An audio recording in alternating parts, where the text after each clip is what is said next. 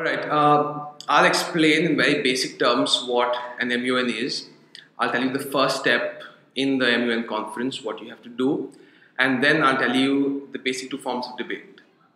Now, when I was asked to explain what the MUN is in the next 60 seconds, it's very difficult because I started my first MUN in the beginning of my class 12, and I thought that there was a time where debates and quizzes were the hep thing in our school time, but then came MUNs, where it was a 3-day event, and you got to go there with expensive suits, and you debate about Obama and Cameron and Modi, Manmohan Singh at that particular point of time. And it felt really good because it was not a 5-minute speech.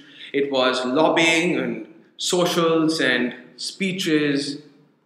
But what I think an MUN actually is that it brings out the best in you. It doesn't matter whether you are a student of political science, a student of economics, or a student of engineering. I think MUN has a quality for each and every person who participates. Whether you're good at speaking, drafting, writing, lobbying, whether you're good at diplomatic skills, everything fits in together when you're participating in an MUN. When I came to college, I understood that MUNs are more of my coursework because I'm a student of IR. But when I go for MUNs and I meet different people from different walks of life, I understand that international politics is not only concentrated towards politics and international relations, it has something to do with everybody's life.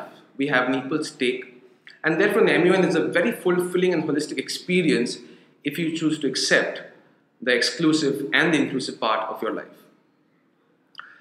The first thing what happens in the MUN conference is that everybody gathers in committee. You have the desks and the tables, and you have your fancy placard with your country name and your country flag, and it feels very good. AC is on, and the chairperson introduces himself or herself, and the first thing you do is you raise your placard, and if you're lucky to get recognized, you stand up and you move a motion to open debate, and then you set agenda. Now, setting up agenda is the easiest motion in an MUN because the agenda is given to you from beforehand. For example, let's say the agenda of United Nations Security Council for this MUN is combating terrorism. So when you're setting agenda, you will set the agenda on combating terrorism. So you will just paraphrase or verbatim quote the agenda which is given to you in the background study guide. First thing that you do after you've set agenda is the chair will take your roll call. The chairperson will ask and take attendance. When the chairperson calls out your country's name, you have two options. One is present in voting. Now, it's very simple what the difference is. If you choose to be present, you can abstain in the final resolution voting.